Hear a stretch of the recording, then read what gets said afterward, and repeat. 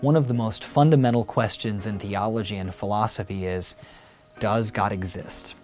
This basic question has been asked by people since our earliest years. It is one of the basic human questions.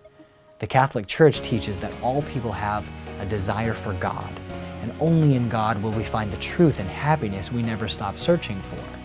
This is because God created us in His image, for Him, and is constantly drawing us back to Himself. We can see throughout history and in all cultures this longing and desire for God in philosophies, religions, rituals, meditations, sacrifices, and prayers, so that when we look at man, we see that at his core, he is a religious being. We all worship something. We all give our life to something.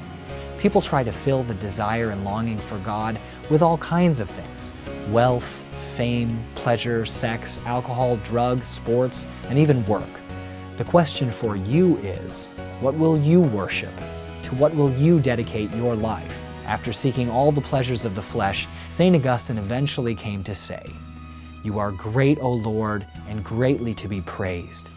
You have made us for yourself, and our heart is restless until it rests in you." To find God, though, we must be willing to seek Him. The Catholic Church teaches that it is possible to come to know God. Quoting Vatican Councils I and II, the Catechism of the Catholic Church states, "Our Holy Mother, the Church, holds and teaches that God, the first principle and last end of all things, can be known with certainty from the created world by the natural light of human reason. By observing nature and using our minds, we can be sure of God's existence." Wisdom chapter 13 verses 1 through 9 and Romans chapter 1 verse 20 suggest that we can discern God from His creation. Therefore, we can put together arguments in support of the existence of God through our reason and by considering creation. Several subsequent posts and videos on Militant Catholic will explore evidence for God's existence. Please note the term arguments here is not in the sense of a verbal fight. Think of them instead as evidence for coming to know the truth. We must be careful, though, to avoid the trap of only knowing about God and failing to know God Himself. Many great scholars have known and written volumes about God or Jesus without having a relationship with Him. Our God is alive. Christ has risen.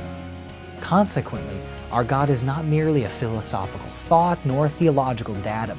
He is a being who created, sustains, and loves you. He wants a relationship with you.